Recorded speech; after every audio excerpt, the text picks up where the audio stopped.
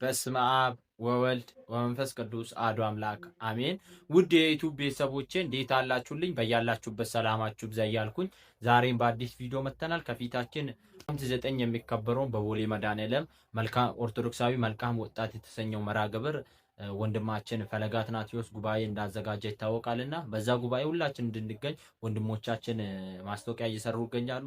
እንዲሁም ደግሞ እሱ ጥቅምት 9 የሚከናወነው በኋላ የሚቀጥል እንደሆነ እንዲሁም ደግሞ የጉባኤው ዓላማ ይሄ ነው እያለ ለሚመናን እያስረዳ ይገኛል ማለት ነው። ቪዲዮን አብረን የምናየው ይሆናል። በቪዲዮ እንደምትማሩና አዳዲስ መረጃዎችን እንደምታገኙ ስለማንጠራጠር ላይክ በማድረግ ጨርሱልኝ። እንደዚህ አይነት ጠቃሚ ቪዲዮዎችና ወቅታዊ ጉዳዮችን በጥቂት ደቂቃ ብዙ መረጃዎችን ወደ እናንተ ስለምናመጣላችሁ ቻናሉን ሰብስክራይብ በማድረግ ቤተሰብ ይሁኑ። ሀሳብ አስተያየታችሁን ኮሜንት ላይ አስቀምጡልኝ።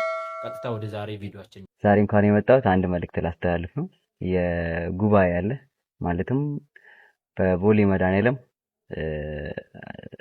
ጥቅምት 9 10 ሰዓት ላይ በቦሌ መድኃኔዓለም ጉባኤ አለ። አንዳንዶቻችሁ ሰምታችሁት ይሆናል፣ አንዳንዶቻችሁ አልሰማችሁም ይሆናል እና እኔ የድርሻዬን ልወጣ ብዬ ነው። እንዳትቀሩ ማለትም እሁድ 9 ሰዓት እሁድ 10 ሰዓት ላይ ማለት ነው። እሁድ 10 ሰዓት ላይ ሁላችሁም ተጋብዛችኋል። እንዳትቀሩ ኦርቶዶክሳውያን። አመሰግናለሁ። ነው የያዘው ተልእኮ ስንል በተለይ ወጣቱን ትውልድ ቢያንስ በአመታት ውስጥ በተለያዩ አጋጣሚ እንደምታውቁት ሰዎች አባቶችም እንደሚሉት ከብረት ዝገት፣ ከእንጨት ጭስ፣ ከሰውም ደግሞ ስህተት አይጠፋም እና በተለያየ አጋጣሚ በህይወት ሩጫ፣ በስራ ገበታ፣ በትምህርት ቦታ በተለያየ አይነት ሁኔታ ላይ ያሉ እህት ወንድሞቻችን በአጠቃላይ የንስሐ ህይወት እንዲኖራቸው ራሳቸውን ወደ ቤተክርስቲያን እንዲያቀርቡና በንስሐ ህይወት ተመላልሰው ደግሞ ትልቁ ዓላማ የጌታችን የአምላካችን የመድኃኒታችን የኢየሱስ ክርስቶስን ቅዱስ ስጋውን ክቡር ደሙን እንዲበሉ እንዲጠጡ ያነገበ ሐሳብ ነው ያለው። እንዴት የሚለውን በኋላ ላይ እናነሳዋለን እና ትልቁ የዚህ ጉባኤ ተልእኮ ያ ነው። ቅድም እንዳልኳችሁ ዋነኛው ዓላማ ጉባኤው ሲዘጋጅ በተለያየ አይነት አቅጣጫ ያሉ እህት ወንድሞቻችን በአጠቃላይ ወደ ቅድስት ቤተክርስቲያን ማምጣት ነው። በጣም ማህሌቱ የናፈቃቸው ብዙ እህት ወንድሞች አሉ። ቅዳሴ የናፈቃቸው ብዙ እህት ወንድሞች አሉ። የሰንበት ቤቱ አገልግሎት የናፈቃቸው በጣም ብዙ እህት ወንድሞች አሉ።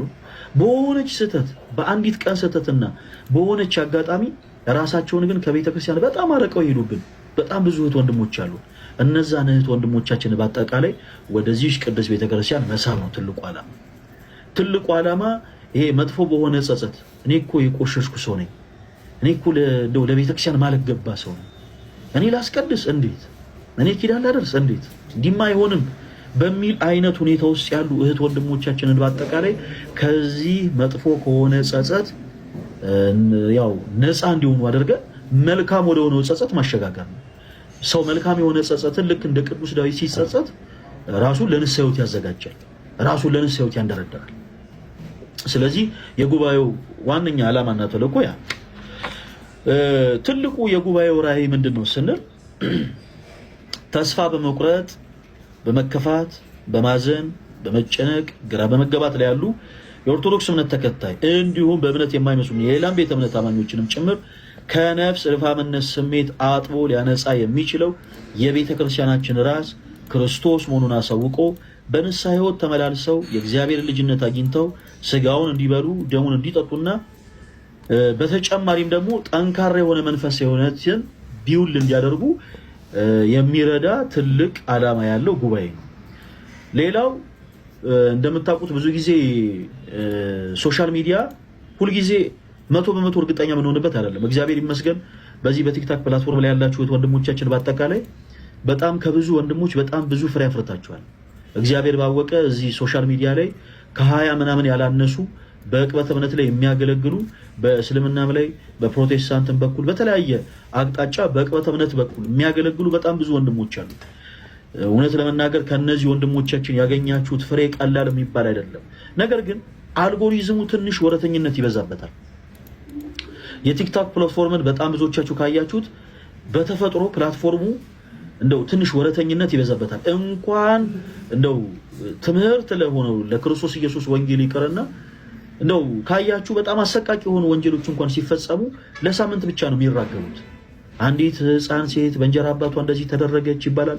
ፍትህ ፍትህ ፍትህ ይባልና የሆነ አንድ ሳምንት ከተራዘመ 2 ሳምንት በጣም ከረዘመ 3 ሳምንት ይራገብና ከዛ ወዲያው ይረሳል። ፕላትፎርሙ በጣም ወረተኝነት ይበዛበታል እና እዚህም ፕላትፎርም ላይ መንፈሳዊ የሆነውን ይሄንን ትምህርት የሚማሩ የቅበተ እምነት አገልግሎትን የሚከታተሉ እህት ወንድሞቻችን በአጠቃላይ ወረት በሆነ መልኩ ደግሞ እንዲወርቁብን አንፈልግም። ለምሳሌ ዛሬ እግዚአብሔር ረድቷቸው ወንድማችን ልደተ ቃል ጋር መጥተው ቃለ እግዚአብሔር ተማሩ። ለምሳሌ በዛን ዕለት ስለ ሳልቬሽን ሊሆን ይችላል፣ ስለተለያዩ ሀሳቦች ይነሳሉ።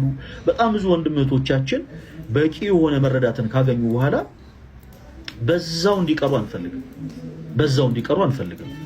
ወደ መሬት ደግሞ ነገሩ እንዲወርድ እንፈልጋለን። ስለዚህ ይሄ የሁሉም በተለይ በዚህ በቲክታክ ፕላትፎርም ላይ ያሉ ወንድሞቻችን የሁሉም የቤት ስራ ነው መሆን ያለበት። እንዴት ወረት ከሆነው ከዚህ አልጎሪዝም አውጥተን ወደ መሬት አውርደን ማለትም ወደ ቤተ ክርስቲያን ወደ መሬት ሁሉንም መልሰን ቁጭ ብለን እናንተም በቲክቶክ ፕላትፎርም እኛን የምትከታተሉ እኛም እናንተን በቲክቶክ አልጎሪዝም እና ፕላትፎርም ስናስተምራችሁ የነበርነው ሁላችንም አንድ ላይ ተሰብስበን የቤተ ክርስቲያናችን ሊቃውንት ባሉበት ስፍራ ሁላችን ቁጭ ብለን የጌታችን የአምላካችን የመድኃኒታችን የኢየሱስ ክርስቶስን ወንጌል እንድንማር ትልቅ ዓላማን ያነገበ ፕሮግራም ነው። በዚህ አጋጣሚ ጉባኤው በአዲስ አበባ ብቻ አይደለም የሚደረገው። ክርስቲያኖች ወንድሞች በጣም ብዙ ቪዲዮዎች ሲሰሩ ኮሜንት ሴክሽኖችን ስከታተል ነበር እና እዚህ ቦታ የሚሉ ሀሳቦችን አይተናል። እንደ እግዚአብሔር መልካም ፈቃድ ሁለተኛው ዙር ጉባኤያችን የሚደረገው ደብረ ብርሃን ላይ። ጉባኤው በአመት 4 ጊዜ ነው የሚደረገው።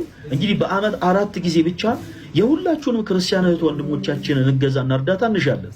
ያው ጉባኤ እንዳለ ብቻ ሁሉም ሰው እንዲያውቅ ማለት ነው፣ ሁሉም ሰው እንዲረዳ እና በአመት 2 ጊዜ የሚደረጉት ጉባኤያቶች ብቻ ናቸው አዲስ አበባ ሊሆኑ የሚችሉት። ከዛ ውጭ ግን ያሉት ጉባኤያቶች በአጠቃላይ በተለያዩ ሀገረ ስብከቶች የሚደረጉ ነው የሚሆኑት። ከክልል ከተሞችም ሀገረ ስብከት ሊቀ ጳጳሳት ጋር በመነጋገር ሀገረ ስብከቱ በሚያውቀው መልኩ ጉባኤ ተደርጎ በተለያዩ ቦታዎችም ገና ጉባኤው ይዳረሳል፣ እንዞራለን። ወደፊት እንደ እግዚአብሔር መልካም ፈቃድ ደብረ ብርሃን ብቻ ሳይሆን ሀላባ ብቻ ሳይሆን ወላይታ ብቻ ሳይሆን አርባ ምንጭ፣ ሌሎችም ቦታዎችና ሀገረ ስብከቶች ላይ ጉባኤው ይዞራል። አርባ ምንጭ ብቻ አይቆምም፣ አዳማም እያለ በሁሉም ቦታዎች ላይ ጉባኤው ይዞራል እንደ እግዚአብሔር መልካም ፈቃድ። ዛሬ ቪዲዮ ይሄን ይመስል ነበርና በቪዲዮ እንድትጠቀማችሁና አዳዲስ መረጃዎች እንዳገኛችሁ ስለማልጠራጠር ላይክ በማድረግ ጨርሱልኝ። እንደዚህ አይነት ጠቃሚ ቪዲዮዎችና ወቅታዊ ጉዳዮችን በጥቂት ደቂቃ ብዙ መረጃዎችን ወደ እናንተ ስለምናመጣላችሁ ቻናሉን ሰብስክራይብ በማድረግ ቤተሰብ ይሁኑ። ሀሳብ አስተያየታችሁን ኮሜንት ላስቀምጡልኝ። በሌላ ቪዲዮ እስከምንገናኝ ቸር ቆዩ።